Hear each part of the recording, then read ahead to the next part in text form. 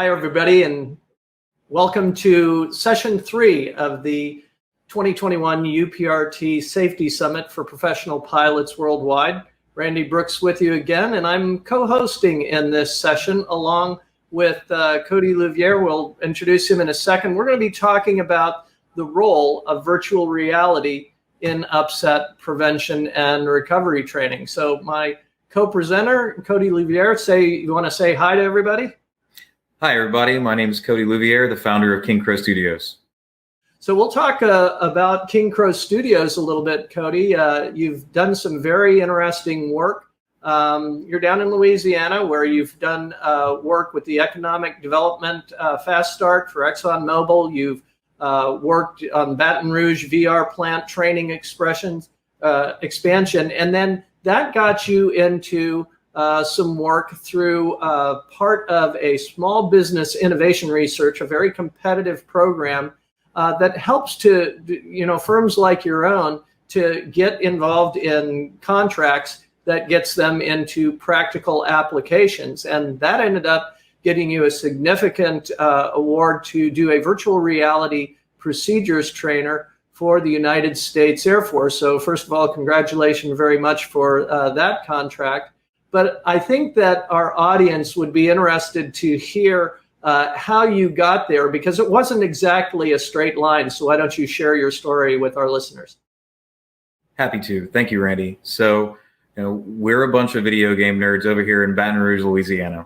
We started off the company to create experiences, and that could be 2D, 3D, really whatever the user or client wanted, in addition to some very interesting creative endeavors of our own. Whenever the Oculus Rifts first came out, I was lucky enough to have a contact over here in the neighboring city of New Orleans. I'm sure everybody knows New Orleans. And we started talking about what VR could do for our companies and our community of game developers. A lot of innovation was had. And the way it all started was we used our experience in user interface and user experience as well. We learned what the people want to do whenever they're interacting in a certain space with certain objects to create a cooking game in virtual reality. We married our love of food down here in Louisiana with forward-thinking technology, and it originally was a Culinary Institute training application where you cook gumbo, in a space station. Now, the space station was kind of something we added on later on. Originally, it was going to be, on Earth, but as nerds, we had to make it really cool and innovative. So the processes that we instilled and designed into that, having text description somewhere, having an audio layer that described the text, so that way if a user was not necessarily looking at it, they would still hear it, and also having user interface objects point the user to the objects they needed to interact with from step 1 to completion. We walk a person through in gamified manner how to cook gumbo. So much as we had a little fleur-de-lis and a bar where you had to stir the roux to keep it in the green to move on to the next step. What we didn't realize at the time, but because of our expertise and the focus on the user experience, was that was the backbone of our procedure training step system. So what we now turn that into is the virtual reality safety and procedure training for industries and military. It started off where we were able to do this for Louisiana Economic Development Fast Start and ExxonMobil. We polished a lot of different kind of mechanics in that environment. And then with the alliance of one of our partners, Precision Procurement Solutions, we pursued SBIR contracts. So we got our first contract and we were able to show them how really immersive this was.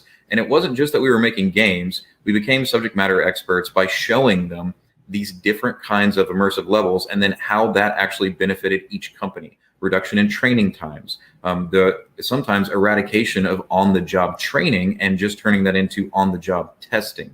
And then also putting people in environments that they either wouldn't be able to be in normally or would cost an exceptional amount of funds to bring them there. Something as crazy as mining operations in a volcano, that's a possibility. Or there is a toxic gas leak and you have to be able to act within a certain amount of time to save not only your life, but the lives of hundreds, if not thousands of other people in the area. So with all of those things that we developed in tandem with the military and Exxon, we were able to perfect our processes. And now we offer the virtual reality procedure trainer backbone as a, kind of an off-the-shelf system that we can then customize to meet the need of any new client. The big focus that made us so popular and engaged our users was that we create environments one for one. So we don't just take a couple of scans and look at some things and then recreate them that way. We take very detailed pictures of the wear and tear on the equipment. We want the user to be able to see the same exact thing or very close to in a virtual reality environment. Then whenever they get into the field or the real world, this feels right to them. It's not too far-fetched. We're not talking about pristine, brand new planes. The B-52 has been around for a very long time. You're going to see a lot of wear on the metal and the cloth and everything in there, and you need to be able to emulate that for the best immersive experience. And when we talked about this earlier, and those two terms that you've used, the immersive experience and the user experience, we realized that what you're trying to do in video gaming is exactly the same thing that you're trying to do in virtual reality, whether it's in a game-related application or in a training environment, right? Is to make an immersive experience that improves the user experience, right? Not just the user experience, but the user's retention of information as well. But you're totally right. What we're allowed to do with modern technology, hardware and software, and our own, creative inspiration is put a user in a different location so intricately and detailed that they forget that they're in the real world. This is why sometimes we have to have VR wranglers to make sure that someone doesn't walk into a wall. And there's virtual things in there. There's a blue grid. There's a couple of different options. But this still is so immersive, people forget that they have a physical boundary around them. And you really need to be able to set those very well. That's why it works out for pilots, because you're seated. Yeah, well, you mentioned the wear and tear in the B-52 application. And in one of the reviews of your product, it was one of the things that they noted, because it wasn't pristine. It was a B-52, and as you've said, they've been around a lot. But I can't think of a more challenging subject than a B-52 with 8 engines and all of its knobs and dials and switches and levers and buttons. That had to be a very challenging environment. But once you've mastered that, a lot of other airplanes would be other cockpits would be easier by comparison.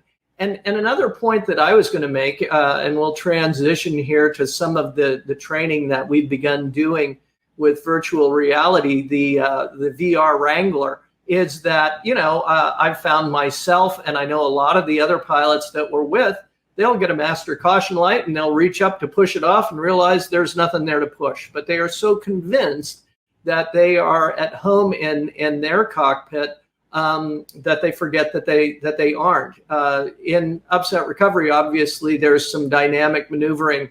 And so watching the sun angle change as the aircraft is moving about is just an amazing thing. So now we'll switch to a little bit of what we have learned in the small period of time that we've been working with VR in our applications of upset prevention and recovery training, Cody, which is that for us, we need the human factors aspect to be included. So we want to include this training after somebody has flown with us on aircraft. In the training aircraft, they've felt G's, they've felt the rotation. I've always been amazed in our classes. We do a lot of academic training to lay a foundation of understanding for why we want pilots to do what we want them to do in the aircraft.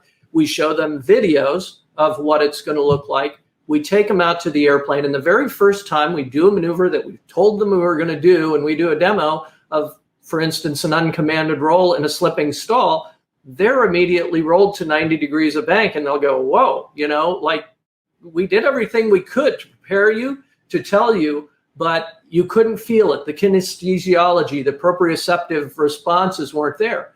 But if we build those in, and then we take people into a training environment, whether it's a standard flight simulator, either motion-based or fixed-based, well, then they get a little bit more tactile interaction. And in our virtual reality application right now, they just have a stick and a yoke, or a stick and a throttle, for manipulating the aero model, but we put them in there, and we have seen people in a cockpit similar to theirs, and they'll click to retract landing gear, retract flaps, and they'll immediately look over to where the indications are in their aircraft. And so they have immediately suspended, the fact that they're in the chair, and now they're in a training environment. And so we use this application, if you will, as a little bit of a polishing towards the end to show how all of the skills that we've introduced, the academics and the on-aircraft training, how it's going to look and feel in their aircraft. And they really appreciate it because that's their office. That's where they do their flying.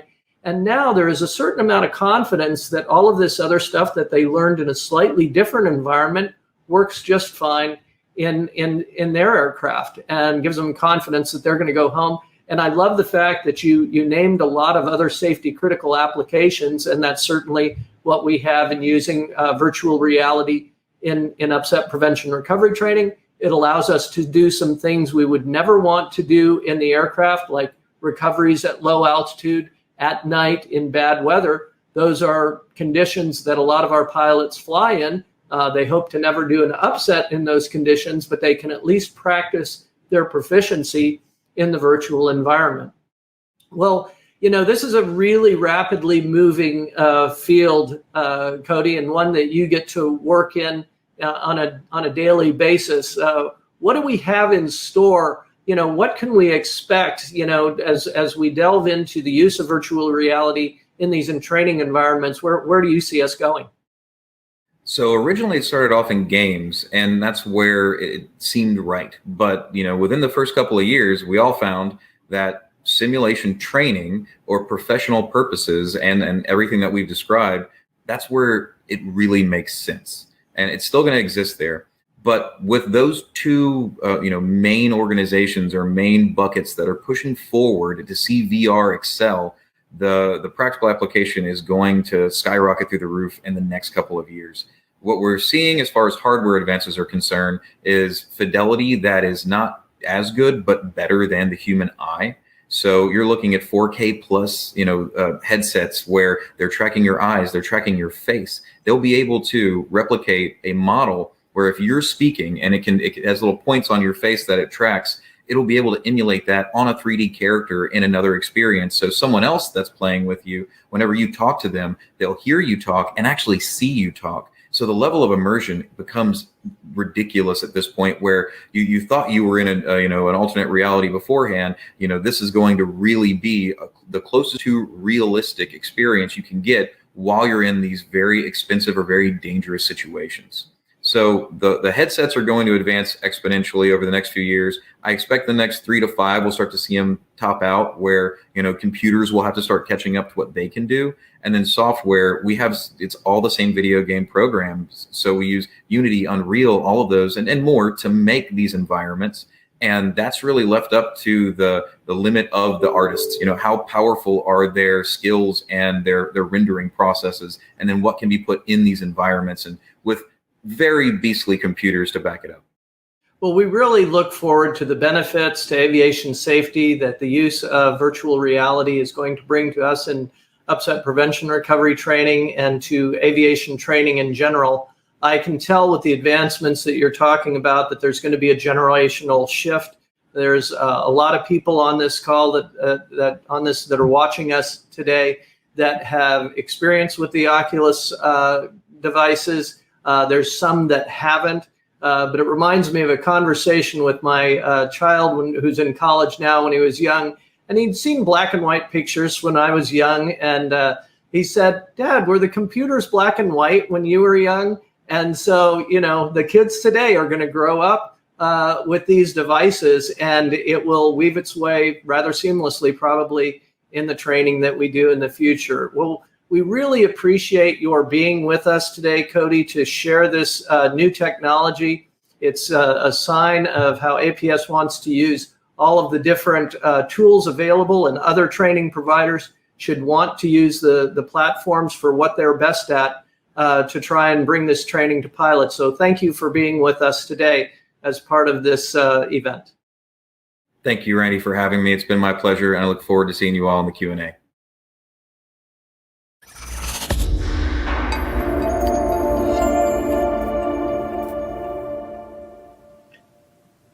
All right, Cody, we've got some questions to answer here. I think that it will be fun talking about them. First, I have to let you know that your uncle is watching, and he's very happy to see you. So Carl's out there. Let's get to the questions, and we've got a couple of spares if we don't get to them. The first one is interesting. It's more of a business opportunity than it is a question. This is from Luis Perez. He says, thanks to Lauren with King's Crow Studio. Do you currently have our UPRT products available for the general public? Do you at this time, Cody? We're in the process of creating things for the general public. A lot of what we've created so far has been specific to a client and or sometimes has a confidential information in it. But hopefully, with our powers combined, you'll see some stuff in the near future. I was going to say, that sounds like we bring a little APS UPRT expertise, and your VR expertise. We ought to be in great shape. Okay, let's move on down to somebody that's asking about equipment, hardware questions. So this will go to you.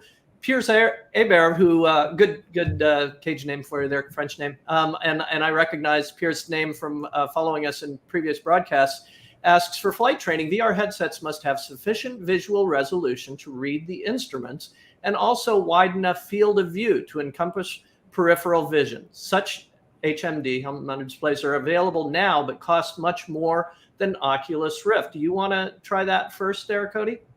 Sure. So what I think Piers is talking about is the Vario headset. That's currently the top market standard for fidelity and everything that's mentioned here, field of view, peripheral vision, and the resolution itself is better than the human eye. So Piers is correct. They're fairly pricey, but when you look at an Oculus Rift and what you're going to get out of that, and then you look at what the Vario can provide, you might still spend like $5K on a computer, $5+ on the Vario headset.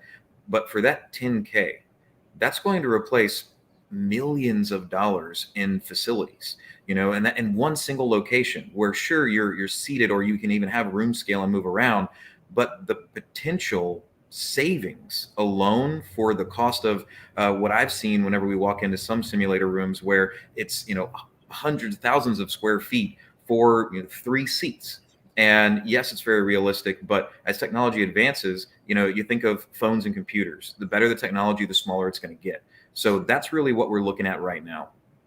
And I understand what Piers is saying, but I'll look at it a different way, which is that we've had pilots that are wearing the Oculus Rift, and they turn around and look down the aisle, and oh my gosh, if you're in a simulator, you turn around and you see your instructor sitting back there. You don't see all of the things. So in some ways there might be limitations, but in other ways that we have found very convincing in the UPRT application, the ability to look around everywhere and take it all in is pretty new. Now, Piers asks a follow-on question here. Does your VR flight simulator training device have effective control loading?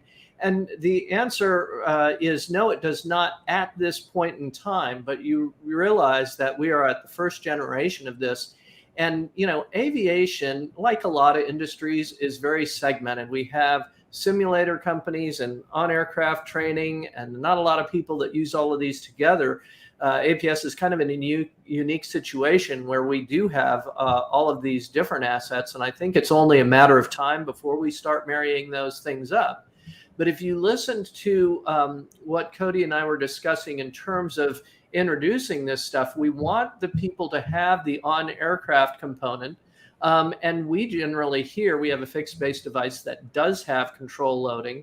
So we're using virtual reality very much at the very end spectrum to try and put people into the environment of their cockpit, if at all possible. And so each of those components of training are providing something a little bit different. And we look at virtual reality as the polishing stone at the end to show people this is what it would look like in your environment before we go home.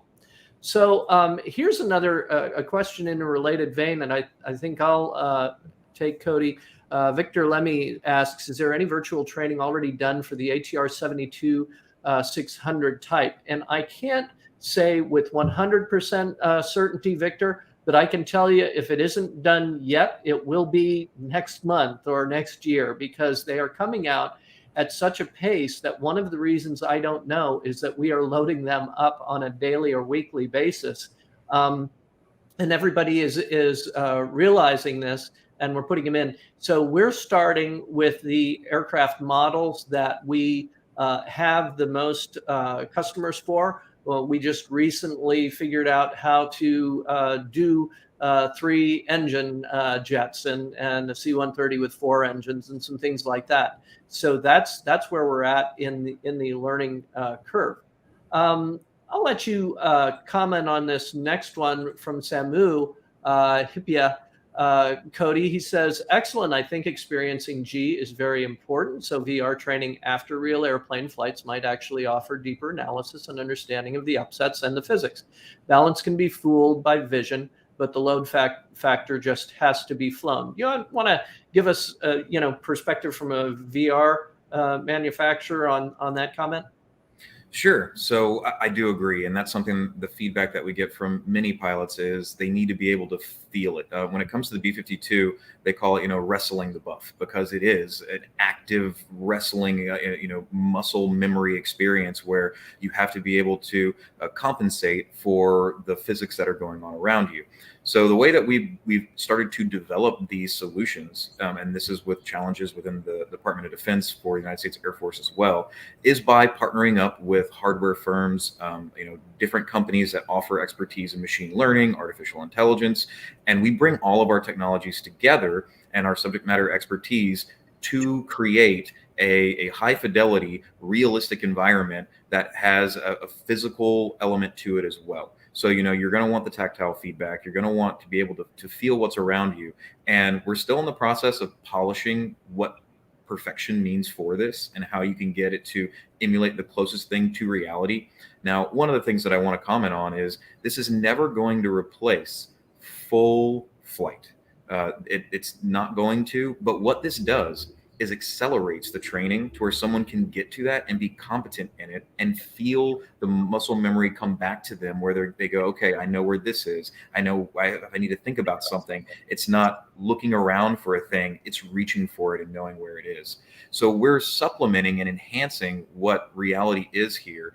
But with that, you're going to see some really cool advances in how a pilot feels G in the next year. And there's a couple of large conventions that cover this kind of stuff. I know ITSEC at the end of this year should have some news on that.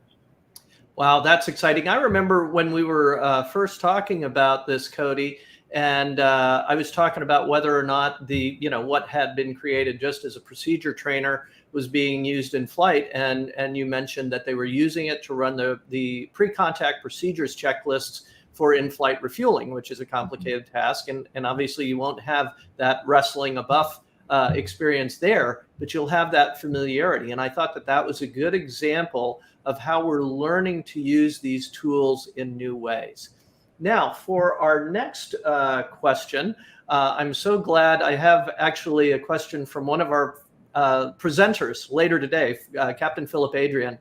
And I'm so glad that he weighed in, because I was going to refer some of the people, some of the earlier questions when you were talking, Cody, about how the footprint, the cost, the capital investment was so much less in this VR equipment. In fact, our virtual reality studio is in an office that's slightly smaller than mine. So this question comes from Captain Philip Adrian.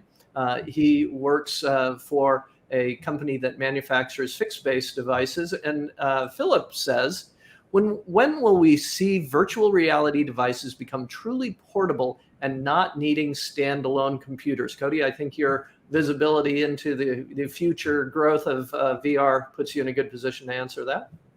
So we actually already have that. The Oculus Quest is a standalone VR headset. Now, while that is one of the first ones, you can imagine the fidelity of it doesn't match something that can be attached to a computer. The benefit is you still can attach that Oculus Quest to a physical computer to enhance its overall graphics and fidelity. Now, the Oculus Quest is one of the most easily used ones right now, and we see that a lot in training. I think Facebook is working out some business models to where it will be easier for non-public users to have access to everything they need to within an Oculus Quest. But we also see, like we talked about, there's headsets coming out every year, 2 years. The Oculus Quest Pro is on its way out. There's rumors, and you can Google that and see the latest news. So with the standalone headsets, it's going to be a couple of years, just similar to phones, where you're going to see the technology shrink enough to where it will be possibly 4K rendered, VR experiences, VR, AR, XR, whatever that is, in a standalone headset. But I highly suggest you Google Oculus Quest Pro and then take a look at the Quest 2 right now to see an example of what's currently available. There you go. And I will suggest for folks that are interested in what they're hearing today and other opportunities or prospects for doing UPRT at with lower level devices, please watch Captain Adrian's presentation. I think it's our 8th session today before we go to question and answers. So a good friend of mine had the opportunity to fly with him earlier this year from Bombardier, Etienne Cote. Hello, Random and Cody. Did you find any limitations in the effectiveness of using VR for UPRT or other training? Does training on aircraft first prevent any negative training? Well, Etienne, you caught the part where we said fly on aircraft first because you bring that experience with you. But one of the questions that we had formed, we come up with some dummy questions if we don't have enough from the audience, but we've got plenty. We're down to about 3 minutes left. Is can UPRT be done wrong? And that's one of the concerns that we have. If somebody has an Oculus device and they have a aero model and they can practice at home, it's quite possible that they could be practicing techniques that are incorrect, that are based on how they fly the aircraft in the normal envelope as opposed to the upset domain. And that's where having the input of an instructor with expertise in UPRT is really helpful, beneficial to make sure that that they're not practicing something wrong, which is the very definition of negative training. So with that, I think we are about out of time here. I just want to thank Cody for introducing for a lot of our audience a new tool. And all of these are just tools to add with the academics on aircraft training, everything else that we use to prepare pilots for what we know is the leading cause of fatalities, loss of control in flight. Cody, do you have any parting words for our audience? I wanted to say thank you so very much for having me. And if you have any questions about XR, VR, AR, please follow us on LinkedIn, King Crow Studios, and feel free to send us any kind of questions. You're also welcome to email me, cody@kingcrowstudios.com, and I'm happy to help in any way that I can. Thank you. Very good. Thank you, Cody. And I just want to tell our watchers that jumping from session to session can be a little bit challenging if you haven't done it before. Just go back to the home page for the event. You'll have to refresh, and then it will bring up the next session in order. So with that, for myself and Cody, thank you all for joining us, and we hope that we'll see you at the next event.